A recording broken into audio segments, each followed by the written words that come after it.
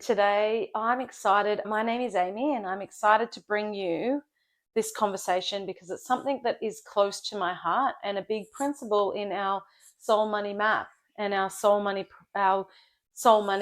Um, it's just me today, just having a conversation, and I hope that by having this conversation, we can create that landscape of discussion around some principles that are really helpful in our lives. So, everything that our intention with soul money is to just bring that conversation to light and changing the way that we manage our money and manage our life so that we feel aligned. And I guess there's this alignment that we talk about is really about that our inner world and our outer world reflect one another, and they always do. So the key principle that we have is that the outside world is the world that we see and experience is a reflection of what's happening internally. But when we understand this and have that as a guiding principle, it really changes the relationship between what we do internally and where we put our energy and focus.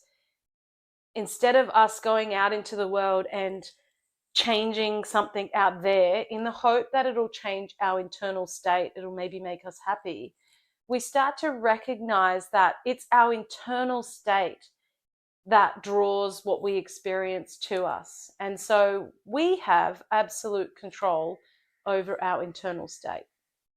And that is something that is both empowering but also daunting, because it also is that we have to be radically honest with ourselves about where we are and where we're not showing up.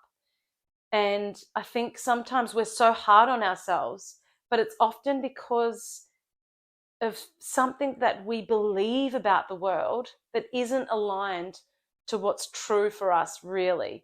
And so it's today, the conversation that we're having is about freedom. Now, freedom is so spoken about in money, in the conversation around money, around lifestyle, around having all the things that are important to us. But freedom in the context of soul money is really about being able to accept what is. And in being able to accept what is, we are free from being influenced by it. In what I mean by that is that when we feel that things are happening to us, it's very easy to get into the state of victimhood or martyrhood, like any of those where we are the doer, and we are the one that it's happening to. And there's this world that we operate in separate to our us. But when we truly understand that we are the creator and we are also the controller of our own response to our circumstances, there becomes a sense of freedom, because we know that, and it's not always the case, like you're not always going to feel completely amazing when things go wrong. Like, let's be real. And it's not saying that bad things won't happen when you feel free inside. Like, it's just acknowledging that we have control over how we respond. And when we practice that, we also see where we are not free. And I love the work of Peter Cron. So he is someone that is called the mind architect, and he goes around the world and helps people see the confines that they are existing within that are constructed from their own mind. And by understanding that that construct is created in the mind, but it also is dissolved in the mind, and helping people to link how we're existing and how we think and believe and how the world is responding to us, those connections, that we are not separate and that we are completely connected to both what's happening and what we're doing. It's all part of the oneness of life. And he talks about freedom in the sense of we are ultimately all free, but we are all free, but except where we have put a construct over our mind and over ourselves. And so it's really just undoing whatever that construct is so that we can then release it. And a lot of the spiritual teachings will talk about that, where you don't get caught in the highs, and you don't get, they talk about this middle way, the middle way, which is, it's like life happens, good things happen and bad things happen. It's part of being a human, is that we experience the whole range of emotions, and when we are truly free, we get to really feel every emotion and embrace it without trying to push it away. And that's something that, it's taken me a long time to really understand, that it's not about pushing the bad feelings away and ignore and trying to like push those ones down and not feel those because they're bad, and only feel these ones that are good. It's not really about that. It's about having space for all emotions of us, of being human, the grief, the sadness, the joy, the ecstasy, the anger, all of the emotions which come as being a human being, the freedom to express those in a way that doesn't limit us is something that is embodied in this work that now a lot of, that the world is waking up to. um, and one of the powerful things for me is that when you start to understand that, and I know I'm going to anchor back into Peter Cron's work here, because he will say life will reveal the people and circumstances where you are not free. So when you're on this path of self-awareness, and that's probably the first step in becoming, free, is becoming self-aware. So and it's not being self-absorbed, it's really just understanding how, if you step out of you that is acting in the world and start to observe you and how you're acting in the world, you'll start to see patterns and behaviors that are happening. And so when we become aware of what's happening, and where we're getting triggered, and like, this is so powerful, because your life will give you the lessons that you need to learn. And when you want to be free, it's going to show you where you want to be, where you're not free. And it's not free from out there. So some people might say, well, I'm not free because I don't have, money in the bank. You're free because you've got a beautiful house and you've got all these things. But true freedom is not really about things and circumstances. It's about being not controlled by circumstances. And that's what I truly believe in my own life and in my own work on myself daily, is observing where I'm getting triggered, and knowing that that's coming from something that isn't sitting well with me, so isn't aligned to the broader freedom that is our true being. And and it's really hard sometimes to get into, well, what is it? um and that's just the journey that we go on, and there's layers, and we just continue to sort of release different beliefs, release and release and release. And there's that whole just saying about that Michelangelo, where you don't add things to create something, you take them away. So it talks about chipping away at the stone to create a statue. You're chipping things away to reveal what is truly you. You're taking those things that are not you away to become revealed as you are. And this is a huge part of the understanding of what we do in our life, will come from what we believe in our life. And that is the premise for this soul money, is really that it starts with us, starts right here, right now. And when we stop looking towards the future or anchoring into the past, we can start to arrive with what is right here. And the power of now, even that book by Eckhart Tolle, The Power of Now, just really was one of the first books where I really started to understand that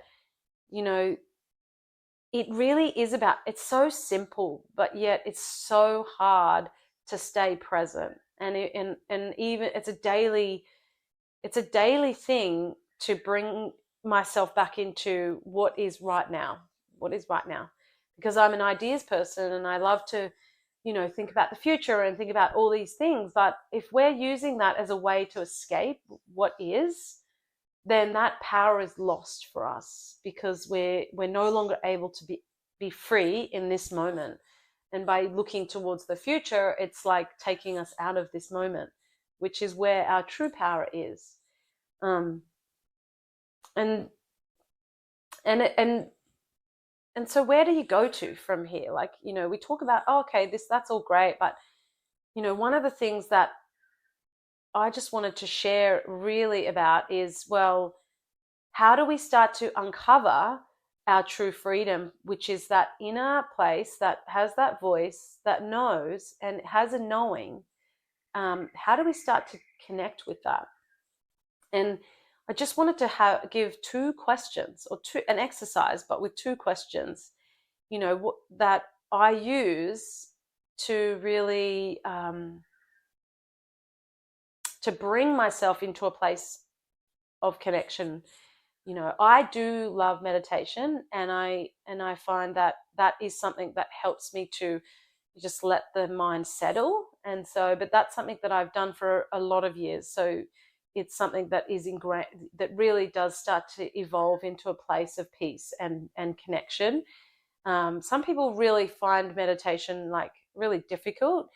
I'll just say, if you are practicing meditation, it's not about pushing the thoughts away.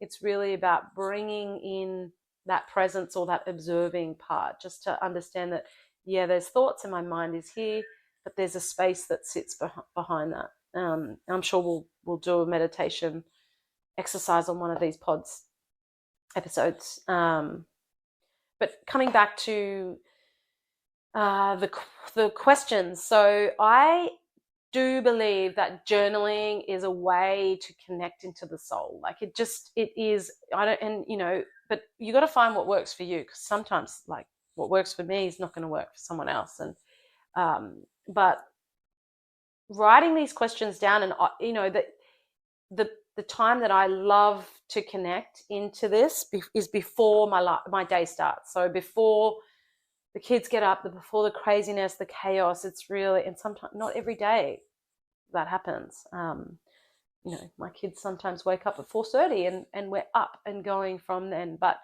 if there's a day that I can get up before them, and sometimes it's before the sun's risen, like grabbing a pen and just asking, what does my soul want me to know for today? And then free writing and letting whatever come out. And where am I hiding, or where am I?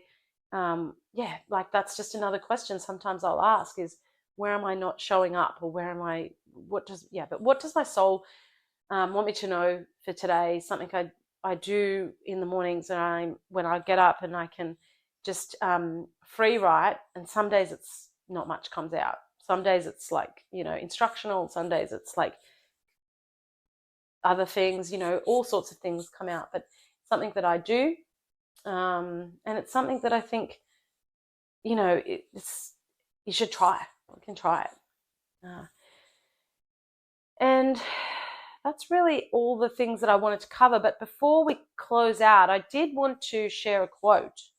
It's a quote that is from Viktor Frankl in Finding Meaning. So this is something that is a book that I've read that is just so powerful in the way that it just reminds us that no matter what circumstances we're facing in life, no one can take away what our attitude is. And so, no matter what is going on for us externally, like we also have the power within us to respond in whatever way is aligned to what we truly believe. And his story is just, is really amazing. And I'm not going to go into the book and the story, because it's we're just trying to keep this episode not too long, but it's something if you're interested to look into. And he said, everything can be taken from a man but one thing, the last of the human freedoms, to choose one's attitude in any given set of circumstances. And that's just really powerful. And so that's all I'm going to leave you with today. Like, I'd love to hear how this episode resonated with you, if there was anything that came out that was you found valuable. And I look forward to connecting with you again soon.